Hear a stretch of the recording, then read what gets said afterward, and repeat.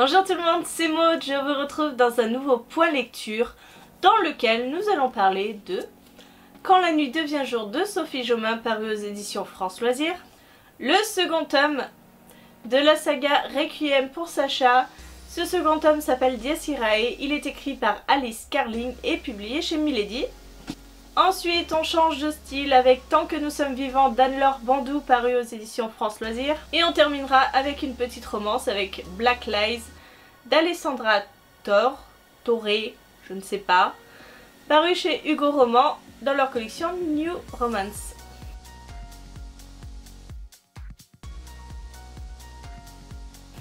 On commence avec le livre de Sophie Jomain qui avait quand même fait pas mal parler de lui l'année dernière.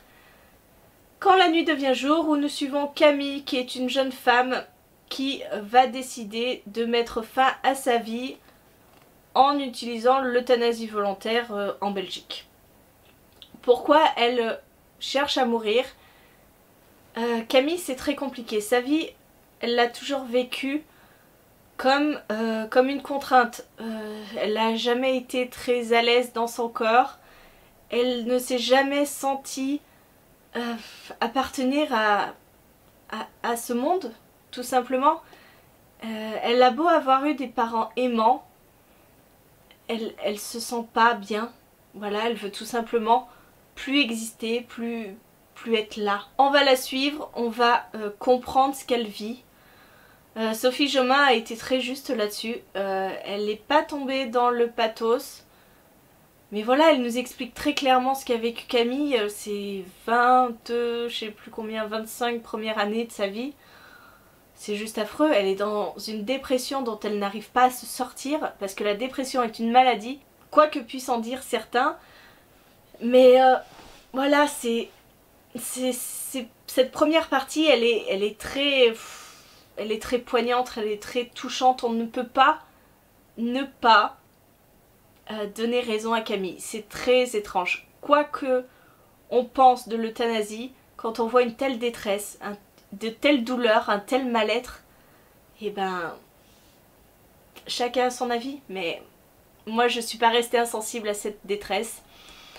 On suit Camille qui va intégrer le centre, voilà, ce genre de centre hospitalier où elle va finir ses jours finalement, et paradoxalement c'est très étrange parce que c'est là où elle va commencer un petit peu à vivre. Elle va commencer à voir d'autres personnes. Elle va commencer un petit peu à s'ouvrir au monde et non, c'est une très belle histoire. J'ai trouvé par contre que Sophie Jomain partait sur quelque chose d'assez prévisible, quelque chose d'assez facile dans le dernier tiers du livre.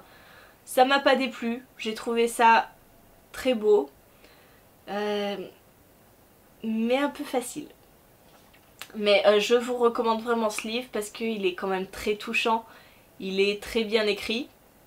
Voilà, je reconnais ça de Sophie Jomain. Elle arrive vraiment à nous transmettre les émotions, les angoisses, la peur, la détresse de Camille. Et on en finit un petit peu avec une boule au ventre.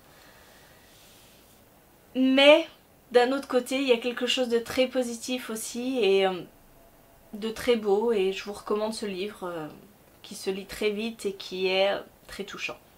On continue avec quelque chose de plus léger et c'est le second tome de Requiem pour Sacha. On est dans de la bitlit.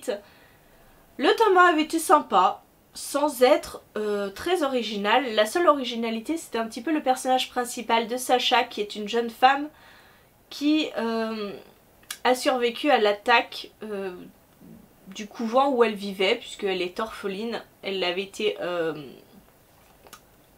voilà, éduquée, elle avait grandi dans ce couvent par l'attaque de ce couvent par des vampires. Et Sacha s'était découvert un pouvoir, je ne vous dirai pas lequel parce que pour une fois il est assez original. Bref voilà, dans le tome 1 on voyait tous les prémices de cette intrigue, on apprend un petit peu les origines de Sacha, etc. etc. Et dans ce tome 2 c'est l'apocalypse. Mais quand je vous dis l'apocalypse, la vraie apocalypse. C'est le monde est sur le point de se détruire, de tomber, et Sacha a un rôle très important dans cette apocalypse.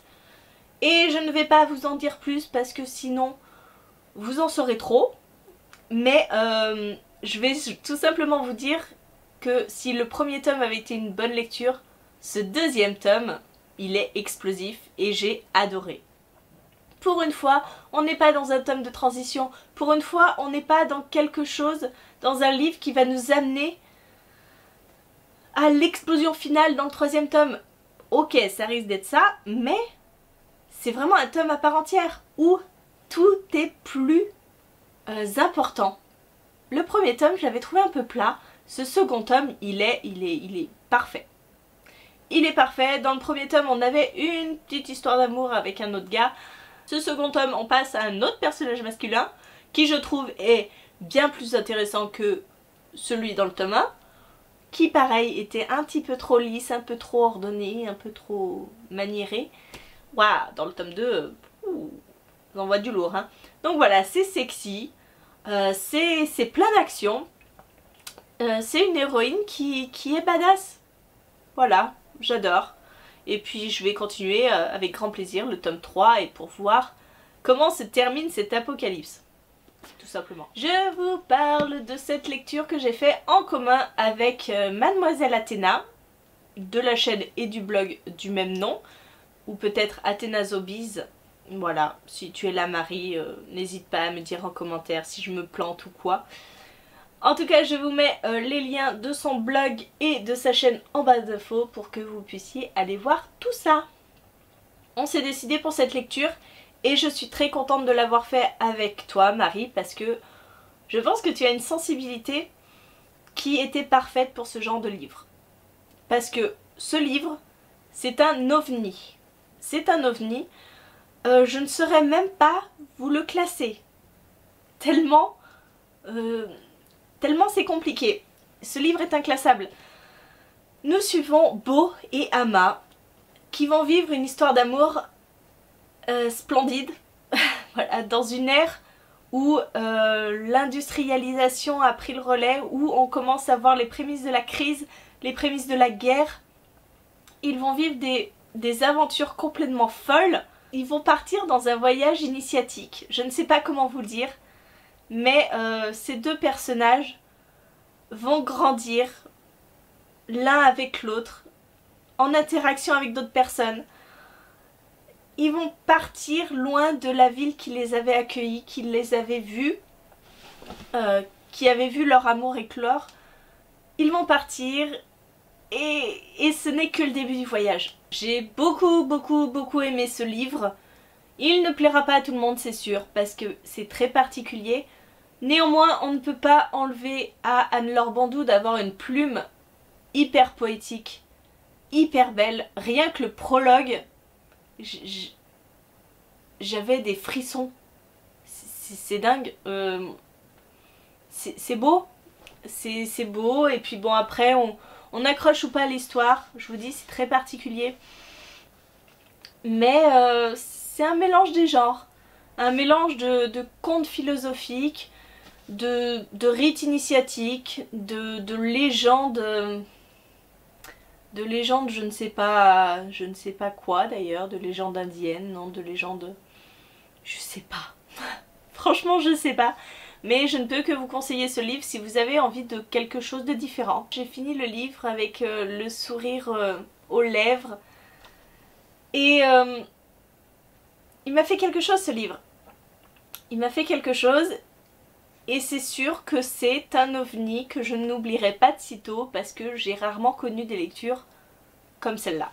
Et pour finir, je vous parle de Black Lies, qui est une romance érotique, mais différente de toutes celles que j'ai lues.